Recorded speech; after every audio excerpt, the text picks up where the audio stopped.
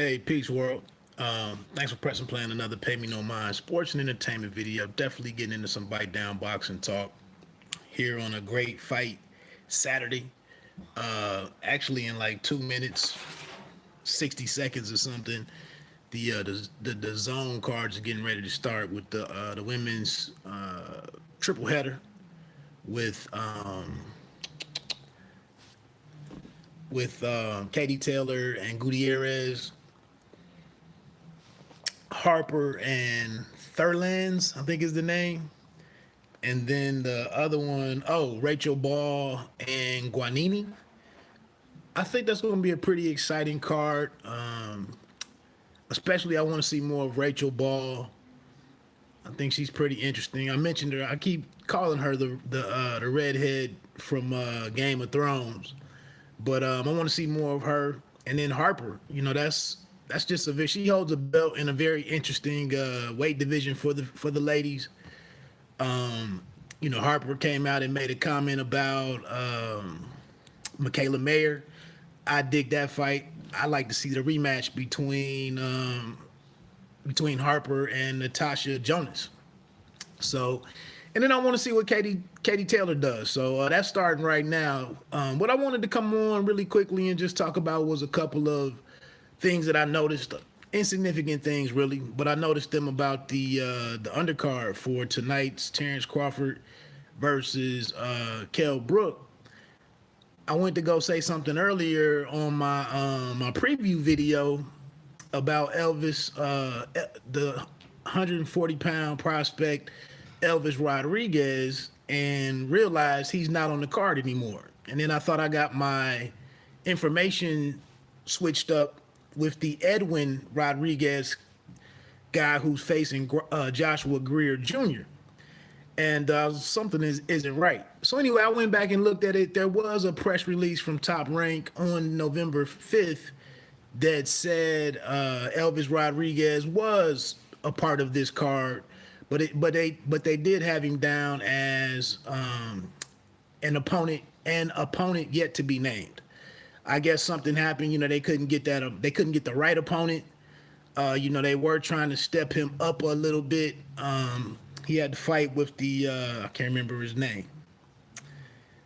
He had to fight with the guy who was like 17-16 last time out, but they said his record really didn't indicate how good of a boxer he was. He fought a lot of tough guys and came up short, but I think he had only been knocked out maybe once or not at all. And Elvis Rodriguez took care of him in 2 or 3 rounds. So anyway, I just thought that would have been a big plus for the card. I wanted to see more of Elvis Rodriguez. It's not going to affect the card that much, but he is a pretty exciting kid. It's good to see Freddie Roach have another guy underneath him that's going places. So it just would have been a good fight for the undercard. So that's not happening. No big deal there. The last thing that I noticed, and I'm gonna jump off of here, is the fact that Joshua Greer Jr. is actually the B-side in his fight against Edwin Rodriguez.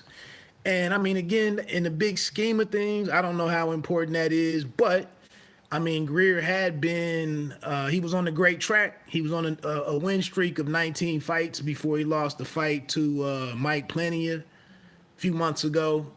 He was in line to possibly face Naoya Inoue and get a world title shot.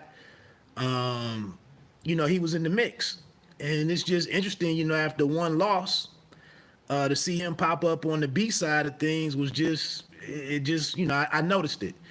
And the Edwin Rodriguez cat that he's facing, I believe he's 3-1-1 in his last 5 fights, but he has 5 losses. So I don't know. I just was like, damn, bro, you gotta after one loss, that's where you find yourself, and you gotta fight your way back into the mix completely. It just doesn't seem like a vote of confidence, from being a house fighter previously. But, I guess that's just the reality of the situation. He should be motivated, and we'll see what he brings to the table tonight. The other thing is the kid out of Cincinnati is on there. Duke Reagan, featherweight fight. This is just fight number 3 for him against Sebastian Gutierrez. I'm not all that familiar with him, but I do want to see more of of Duke Reagan. Like I said, last time out, I guess he fought a guy who was more of an MMA guy. Ended up going the distance, and it was just a chance to see the kid try to make some adjustments. Face a guy who, the first time you touch him, he doesn't go to the ground. He had to get a decision. It'd be interesting to see how Top Rank is moving, and we'll go from there. I mean, right now, from bantamweight up to lightweight, even super lightweight. I mean, it's very difficult. You can't rush many of these guys. You just you can't skip too many steps in the process. So I'm not expecting Duke Reagan to come out of this being a hot name.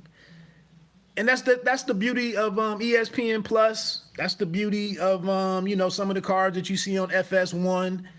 That's the beauty of a DAZN, is that you get to see a lot of these guys in fights, 1 through 8, and you're not just watching them on YouTube, on some clip that somebody from their team shot, ringside or something. It's a chance to get to see these guys under the lights. That's been one of the positive aspects of some of the undercard action from the bubble, is we've been able to see a lot of these prospects. So we'll see what Duke Reagan, the next step that he takes tonight. There's also the Muratila cat who's on the card. He's been okay the last couple of times out. So that's that, man. I just was making note of those 2 things. And unfortunately, Elvis Rodriguez is not on this card tonight.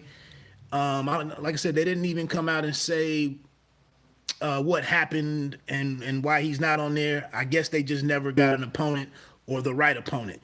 And then also, it's just interesting to see, Joshua Greer Jr. kind of fighting for his relevance, at this point, after just 1 loss. To a guy who was coming down, what the hell was that? To a guy that was coming down from a weight class up and nobody really knew much about. And, he comes out and drops Greer Jr. twice. And, the kid has seemingly lost a lot of momentum. So, that sucks to be him. But with a lot of these guys, if you do get these looks, it's a lot of pressure on these guys to deliver, and it's no hard feelings or anything. It's just the nature of the business. If they are putting cameras on these guys and putting these guys under the big lights, you got to go out there and win impressively, and maintain the momentum, give promoters a reason to include you on future cards and whatnot. That's just the nature of the game. The other one tonight was, speaking of somebody kind of who had a tough fight, Tyler Howard, the middleweight, against Keandre Leatherwood tonight. It'll be good to see him back. Howard fought a guy, damn, I can't think of his name, a Mexican cat from San Diego, that I guess it was life and death. But and he probably got a decision. I think he got a decision in that one that it was arguable the other guy won. But, it is what it is. Anyway, we'll see him and Keandre Leatherwood. He's been out of the ring a year, and we'll check it out. Enjoy the fights tonight. I'm getting ready to check out this action on DAZN and see what these women bring, and go from there. Have a good one. Peace. Bite down boxing. Don't let them count you out.